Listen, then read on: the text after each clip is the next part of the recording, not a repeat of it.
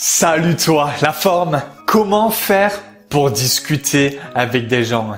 On peut vouloir discuter avec un inconnu, avec quelqu'un qu'on vient de rencontrer, et des fois on a des difficultés. On peut ne pas savoir quoi dire. On peut se sentir mal à l'aise. On peut se sentir pas à notre place. On a peut-être l'impression de pas avoir des sujets intéressants à dire au moment où on veut discuter, et des fois c'est le blanc. On n'ose peut-être pas aborder cette personne, ou pendant la discussion, finalement il n'y a pas forcément de discussion. On ne sait plus quoi faire. La première astuce que je peux te donner, c'est le fait d'accepter le silence. Le problème de pas accepter le silence, c'est que on va se sentir mal à l'aise face au silence. Par exemple, moi, dans le passé, dès que je discutais avec une personne, je me sentais pas à l'aise dès qu'il y avait un silence. C'est que et ça me bloquait. Ça me bloquait parce que je me disais en fait je suis pas assez intéressant. Il faudrait que je trouve un truc à dire. Oh mon Dieu, je dis rien, je stresse, je tremble. C'est plus trop possible. Et finalement, ça entrave la communication parce qu'on est bloqué à chaque moment où il y a un silence et on a du mal à avancer dans la discussion. L'humain n'est pas un robot. Et sa seule manière, en fait, de se reposer dans la discussion, c'est le silence. Le silence, c'est comme sur une autoroute. On avance à toute allure, mais il y a aussi des aires de repos où on peut se garer et se reposer, manger, etc. Donc, quand je discute avec quelqu'un, pendant toute la discussion, il y a des fois des moments de silence. Et ces moments de silence, je les aime parce que si par exemple je mange, je prends ma nourriture, je mâche, je fais mes petits trucs, je regarde aux alentours, etc. Et après, au bout de quelques secondes, il y a peut-être une discussion qui revient, etc. On n'est pas obligé d'avoir cette dictature de la conversation.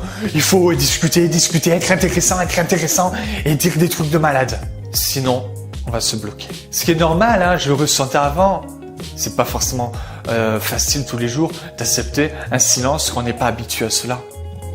La deuxième astuce, c'est le fait d'accepter les conneries. Ça veut dire que quand on veut discuter avec une personne, on veut souvent paraître intéressant. On veut souvent trouver des sujets de conversation qui vont plaire à la personne. Et on se met souvent de la pression sur ça. Et on va pas trouver des sujets de conversation parce que les sujets de conversation viennent que quand on est un minimum à l'aise, qu'on n'est pas dans la pression totale, etc. On n'a pas besoin d'être complètement à l'aise pour se trouver des sujets de conversation. Mais on a besoin de pas trop de pression, etc. Parce que sinon la créativité ne vient pas. D'ailleurs, dans le livre La peur des autres de Christophe André, on propose même le défi de pouvoir, par exemple, à certains moments, de s'autoriser volontairement à écorcher nos mots, à répéter quelques fois le même mot comme si on bégayait, ou dire une fausse information et de revenir sur l'information comme si on s'était trompé, etc. Et là, ça nous apprend à dire des conneries, à faire des conneries. On peut peut-être se dire, mais moi, je suis un peu plus maladroit que les autres. Peut-être moi, je fais plus de conneries que les autres et j'ai peur de cela. Bon, on peut se dire que oui, effectivement, ça c'est compréhensible d'être mal à l'aise, c'est compréhensible. J'étais mal à l'aise pour tout avant, c'est un peu normal. Alors, faut se rassurer, c'est un peu normal. Mais on peut se dire aussi que c'est grâce au fait qu'on accepte d'être mal à l'aise, qu'on accepte à certains moments de faire peut-être d'être trop maladroit, qu'à force, au fur et à mesure, on va se sentir à l'aise. On va pas se sentir à l'aise si on ne côtoie pas les gens par excuse du fait qu'on puisse être maladroit. La troisième astuce, c'est parler du beau temps. Alors, pourquoi parler du beau temps? Là, tu te dis, ok, j'ai pas très envie de parler du beau temps. En fait, c'est parce que souvent dans les relations sociales, on se met une pression de ouf. Surtout si on a une phobie sociale, une timidité x10, ou même simplement une timidité, on va se mettre une pression de ouf. Je veux parler quelque chose d'intéressant. Je veux trouver le sujet adéquat, parfait et le plus beau du monde. Moi, par exemple, avant, c'est limite si je voulais trouver une discussion philosophique avec un inconnu. Non, mais tu sais, quand tu rentres en contact avec quelqu'un, la philosophie, tu vois,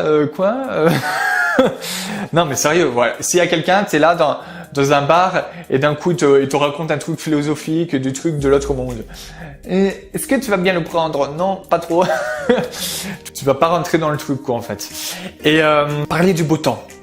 En fait, l'astuce, c'est le fait de se dire, on peut parler de futilité.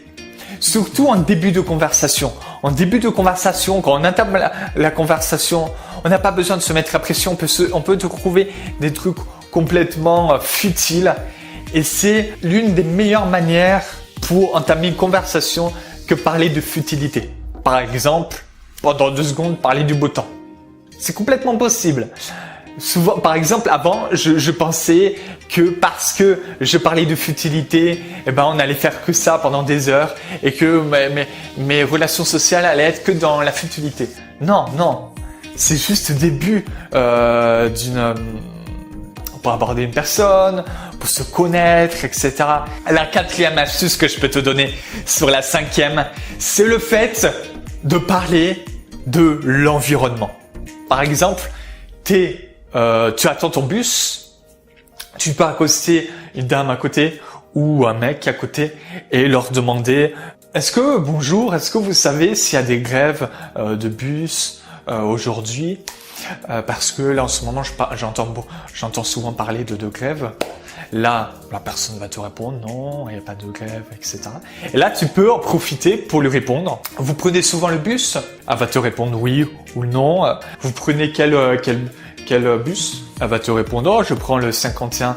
Le 51, ça va vers où? Ah d'accord, ok. C'est pour le travail? C'est pour aller chez vous? C'est pour faire quoi? C'est pour quelle raison? Ah, pour le travail. Et vous travaillez dans quoi? Ah ouais. D'accord. Moi, je travaille dans tout ce qui est machin chose, blablabla. Je sais pas vraiment dans quoi je travaille. C'est un peu compliqué de dire des vidéos YouTube. Et vous habitez ici? Vous habitez sur Lyon? Ah ouais. Ah non, mais c'est une super ville. En plus, en ce moment, il fait super beau, etc. Vous trouvez que c'est comment dans cette ville?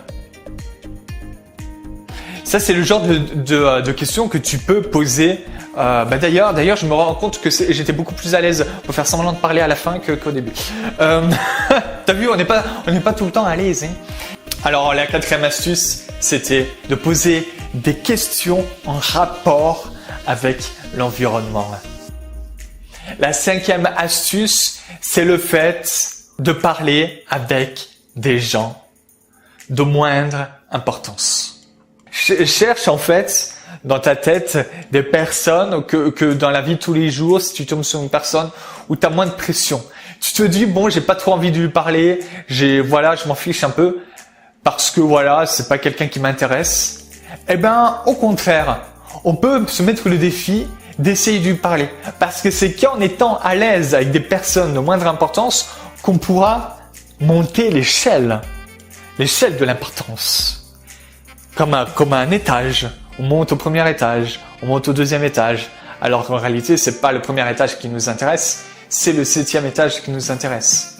D'ailleurs, parler avec des gens de moindre importance, c'est une stratégie utilisée dans beaucoup de thérapies cognitives, comportementales et émotionnelles. Dans ces thérapies, on aide la personne à aller parler avec des gens de moindre importance. Dans cette stratégie de parler avec des gens de plus importantes à nos yeux pour pouvoir être plus à l'aise. Alors finalement, c'était quoi les 5 astuces? Les 5 astuces, c'était d'accepter le silence, les blancs dans les conversations comme quelque chose de normal. On peut le remplacer par autre chose. Il y a un silence. On peut penser à sa respiration pour s'apaiser. On peut regarder l'environnement, etc. ou s'occuper de ce qu'on a à faire. Même si on n'est pas trop à l'aise au début, ça va venir. On va être de plus en plus à l'aise face au silence en l'acceptant. La deuxième astuce, c'est le fait d'accepter de dire des conneries. Moi, par exemple, dans mes vidéos, je parle comme une vache espagnole. Si j'aurais peur de dire des conneries, je ne ferais pas ces vidéos. Franchement. La troisième astuce, c'est le fait qu'on peut parler de futilité en début de conversation. Parler du beau temps, etc. Même faire une discussion sur des futilités, c'est complètement normal pour certaines personnes. La quatrième astuce, c'est qu'on a la possibilité de parler de ce qui se passe autour de nous. Par exemple, de prendre ce qu'il y a autour de nous pour pouvoir l'utiliser et s'en servir pour poser des questions. On est dans un abri de bus, on va parler peut-être de l'abri de bus. Des bus qui arrivent, on prend le train, pareil. On est dans un bar, peut-être qu'on va poser des questions sur la boisson, ce que la personne apprécie autour d'elle. La cinquième astuce, c'est le fait qu'on peut parler à des gens de moindre importance, qu'on a moins peur et de s'habituer à eux. Déjà de bien s'habituer à eux, d'être plus à l'aise et de monter les étages. Le premier étage, deuxième étage, troisième étage pour des personnes qui nous paraissent un peu plus où on est moins à l'aise avec eux, etc. Et quand on passe ces étapes, une par une, on commence à se sentir plus à l'aise. Comme dans beaucoup de thérapies, on utilise cela pour pouvoir finalement se sentir plus à l'aise en toutes circonstances. J'espère que cette vidéo t'a plu. Je t'invite pour la prochaine vidéo de ce samedi. Et ensuite, je te souhaite une excellente journée. C'est tout. Ciao, ciao. Bye. À la prochaine vidéo.